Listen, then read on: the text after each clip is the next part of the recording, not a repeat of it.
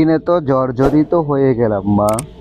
কি করব? এভাবে কি সংসার চলবে? এভাবে সংসার চালাতে থাকলে তো সংসার লাটে উঠে যাবে। চৌধুরী সাহেবের যে ক্ষেতটা চাষ করতে চেয়েছিলাম, সেটাও নাকি এবার চাষ করতে পারবো না। চিন্তা করিস না বাবা, আল্লাহ তো আছেন আমাদের পাশে। চৌধুরী সাহেব কেন তার ক্ষেত চাষ করতে দেবে না?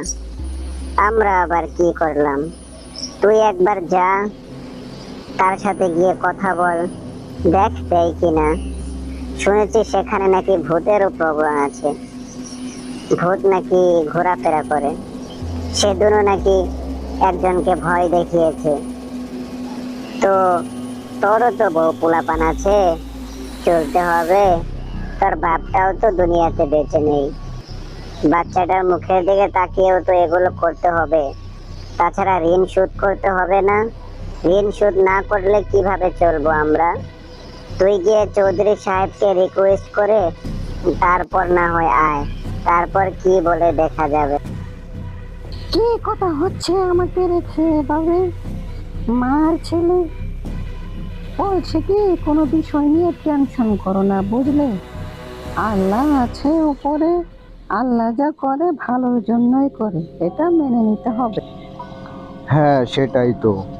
আল্লাহ তো উপরে আছেনই, কিন্তু ওই জমিটাতে নাকি ভূতের প্রবণ আছে। ভূত নাকি ঘোরাফেরা করে এখানে। তো চৌধুরী সাহেবও মানা করে দিয়েছে ক্ষেতটা চাষ করতে। দেখি তার কাছে যাই, তার কাছে গিয়ে তাকে জিজ্ঞেস। ঠিক আছে, তাই করো, যাও। তা না হলে তো সংসার চলবে না। কিন্তু সাবধানে, সন্ধে হওয়ার আগে ঘরে ফিরে আসবে, কেমন? সবকিছু যেন ঠিকঠাক হয়ে যায়। হ্যাঁ বাবা, তুই চৌধুরী সাহেবের কাছে যা। চৌধুরী সাহেবের কাছে গিয়ে তাকে রিকোয়েস্ট কর, আর সন্ধ্যা হওয়ার আগেই। ঠিক আছে মা, আমি চললাম তাহলে। তোমরা নিজেদের খেয়াল রেখো। আমি চৌধুরী সাহেবের কাছে গিয়ে সব কথা খুলে বলছি। ভালো থেকো মা, আমি সন্ধ্যা হওয়ার আগেই বাড়ি ফিরবো। এই দিকেই না আমার বন্ধুর বাসা, আর একটু হলেই পাবো হয়তো। যাই দেখি সামনে ওর দেখা পাই কিনা। যদি পাই তাহলে ভালোই হবে। অনেক দিন হলো ওর সাথে দেখা হয় না। এই তো প্রায় চলে এসেছি। এই তো ঘরটা। সামনে দেখি মুরগির ঘরটাও আছে, কিন্তু ও কই? ওকে তো সামনে দেখতে পাচ্ছি না। হয়তো কোনো কাজ করছে, যাওয়ার সময় পাবো অবশ্যই হয়তো।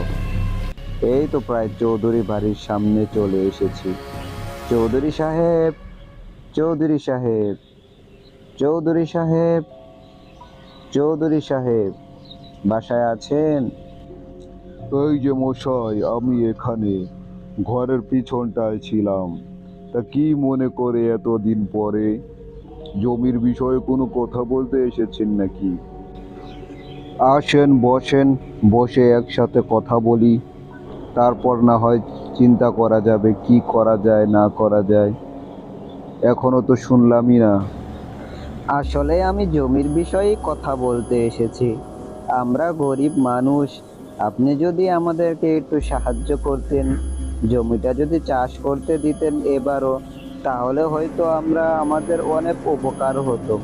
বউ বাচ্চা নিয়ে অন্তত খেতে তো পারতাম। আমাদের জন্য অনেক সুবিধা হবে। আপনি দয়া করে জমিটা এবারও দিন আমাদের। আমরা চাষ করি, অর্ধেক ফসল তো দিবই আপনাদের। হ্যাঁ, তা ঠিক আছে, অর্ধেক ফসল দিবেন, কিন্তু ওখানে তো ভূতের ভয় আছে। এটা কি শুনেছেন?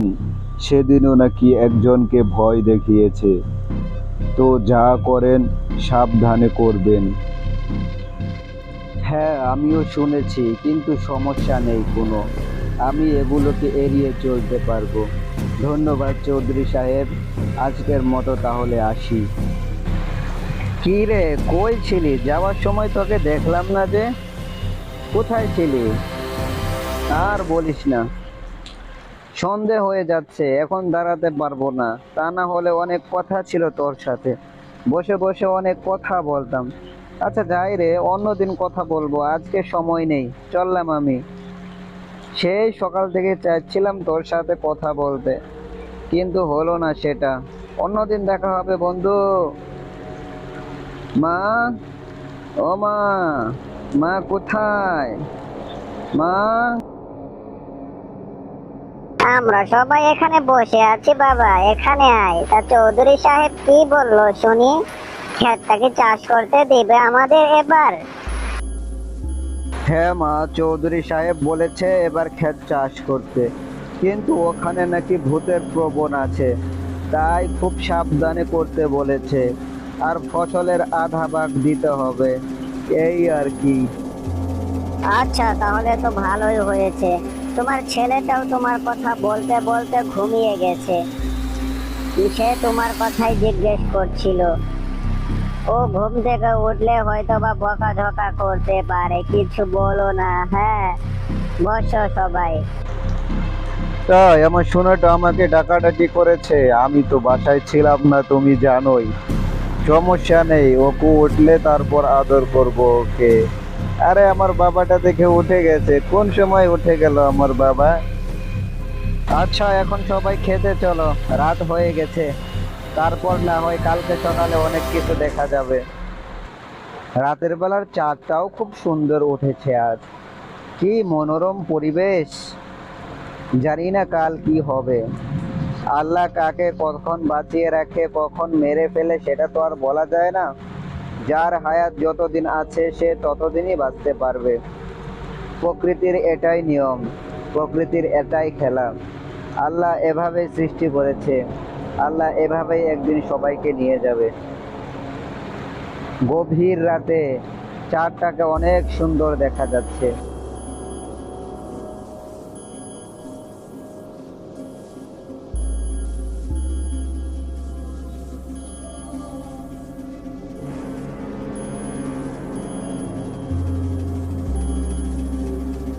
পরদিন সকাল হতেই এলাকায় হট্টগোল শুরু হয়ে গেল। পাশের বাসার কালুকে নাকি ভূতে মেরে ফেলেছে, এটা নিয়েই সবাই আলোচনা করছে। এখানে দেখি তিনজন আলোচনা করছে কি যেন নিয়ে, আমিও গিয়ে তাদের সাথে যোগ দিলাম। এই কি হয়েছে এখানে? যা শুনলাম সত্যি নাকি? কিভাবে হলো এটা? এলাকার মাঝে এভাবে একজন মানুষকে, ভালো মানুষকে এভাবে ভূতে মেরে ফেললো? কিভাবে মেরে ফেললো? কোথায় গিয়েছিল রাতে যে এভাবে মারলো? আমরা এত কিছু জানি না, শুধু শুনেছি রাতে নাকি ভূতে মেরে ফেলেছে ওকে। এভাবে কেউ মারে? হত দরিদ্র মানুষ প্রতিদিন আমাদের সাথেই তো বসতো, আমাদের সাথেই আড্ডা দিত।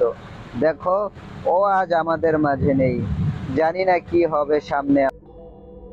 আহ কি আর হবে, আল্লাহ যতদিন হায়াতে বেঁচে রাখিয়েছে ততদিনই তো বেঁচে থাকতে পারবো, তাই না? না হয় ভূতের হাতে মরবো, না হয় মানুষের হাতে মরবো, যে কোনো কিছুর হাতেই মরতে পারি, সমস্যা নেই। কি আর করার, যার হায়াত যতদিন সে তো ততদিনই বাঁচবে। চলো সবাই গিয়ে কালুর লাশটা দেখে আসি, কোথায় কি হলো খবরটা শুনে আসি চলো। তারপর যে যার মতো রওনা হলো যার যার বাড়িতে। আমিও একটুক্ষণ থেকে চলে এলাম, ওখান থেকে চলে গেলাম কালুর লাশটা দেখার জন্য, কি হয়েছে সেটা ভাবার জন্য। এসে দেখি কালুর লাশটা বাড়ির সামনে পড়ে আছে, এভাবে এভাবে পড়ে থাকতে দেখে বাড়িতে কোনো লোকজনও নেই। আসলে কালু একাই থাকে, ওর মা বাবা নেই, বউ বাচ্চা কেউ নেই, ওর একলাই সংসার। আমরা তিনজনে এটা ওটা বলা শুরু করলাম, আহারে লোকটা কতই না মিশেছে আমাদের সাথে, এভাবে চলে গেল অকালে আমাদের ছেড়ে। আল্লাহ মাফ করো, চলো ওর ব্যবস্থা করি আমরা, তারপর না হয় কিছু করা যাবে। কোন সময় কখন কি হয়ে যায় কেউ কি বলতে পারে? তবে আমাদেরকে একটু সাবধানে থাকতে হবে। এলাকায় তো হইচই পড়ে গেল, তাই না?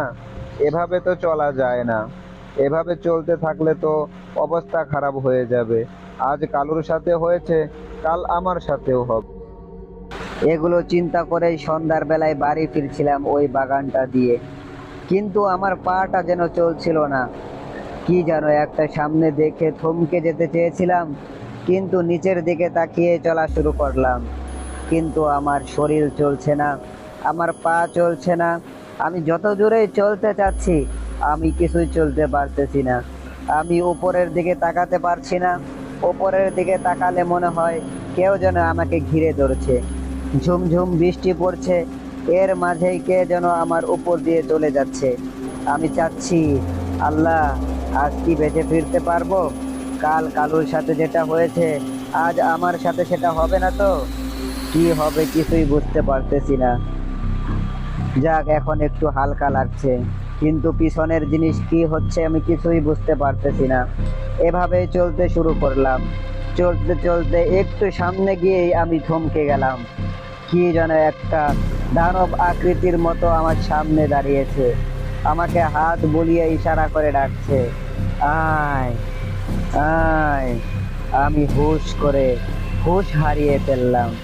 হঠাৎ করে হুঁশ হারিয়ে ফেললাম ওখান থেকে। ওরা অট্ট হাসিতে মেতে উঠেছে। কিছুক্ষণ পর আবার নাই হয়ে গেল। আমিও উঠে কোনো মতো দৌড়ে বাড়ি চলে আসতে লাগলাম। জানি না আজ কি হবে আমার। কোনো মতে বাড়িতে এসেই বাড়ির সামনে ঠাস করে পড়ে গেলাম। মা তো দেখে কান্নায় ভেঙে পড়লো, বউ কান্নায় ভেঙে পড়লো। জানি না বাবা, কি হয়েছে তোর বাবা? ওঠ বাবা, কি হয়েছে তোর হঠাৎ করে? কি হলো? একটু আগেই তো ভালো ছিল। ওগো, তোমার কি হলো? উঠো, তুমি উঠো। কি হলো? এই বৌমা, পানি আনো, পানি আনো, পানি ছিটিয়ে দাও। আল্লাহ জানে কোথায় ভয় পেয়েছে, মানা করেছিলাম যেতে।